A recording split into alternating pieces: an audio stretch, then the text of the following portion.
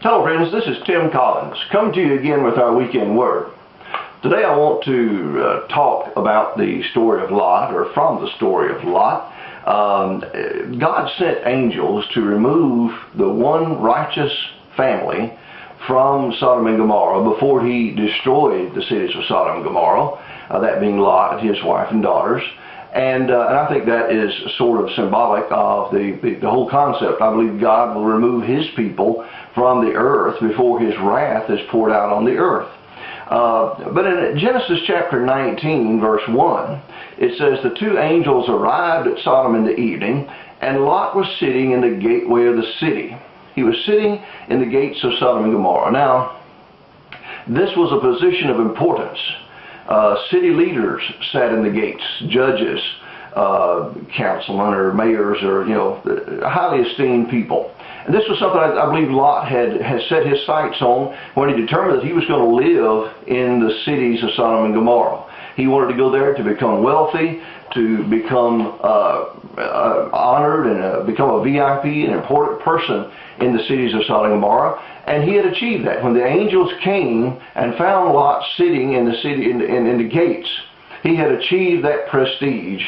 He had become a very, very important person in a city that would be ashes the next morning. And so the lesson there, I think, is don't waste your life achieving things that will be destroyed when this earth is destroyed. Spend your life on things that count for eternity.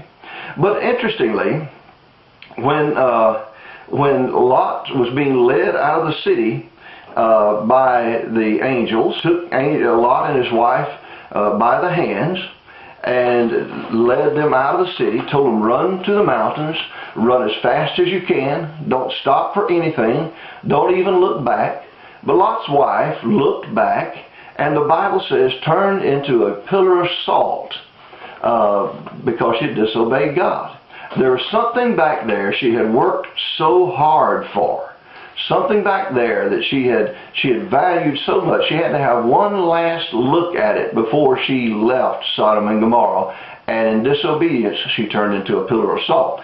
Jesus, in Luke chapter 17, verse 32, he's talking in that passage about the coming of the Lord and being ready for the coming of the Lord. And he told his disciples, remember Lot's wife, Luke 17:32. Remember Lot's wife.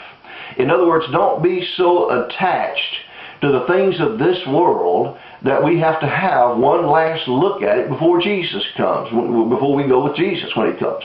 So the question is, well, what is it? What is it that we would have trouble letting go of?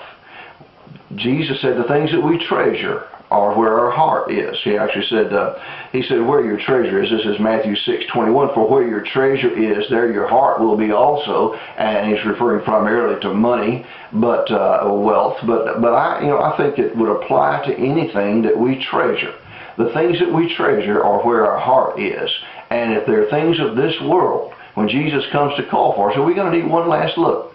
And I can, in my mind, I can hear people scoffing now. Oh, when Jesus comes to take me away from all the misery down here, I'm ready to go. I want to go to heaven, be in the presence of the Lord, be in eternal happiness. Nothing in this world means anything to me. Well, let me just postulate that perhaps the things that you would have trouble letting go of today to obey God, perhaps it's a beautiful home that you've worked so hard for and you deserve. A beautiful car, beautiful wife, beautiful girlfriend, beautiful bank account, beautiful 401k that you have really sacrificed and labored to store up for yourselves for your later days to spend and be able to enjoy your retirement.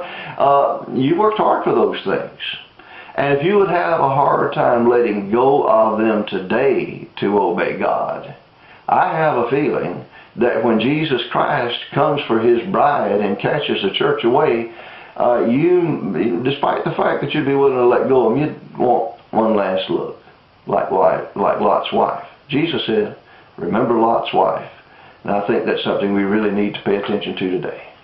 Well, I hope you'll be in church somewhere tomorrow, worshiping God in spirit and in truth.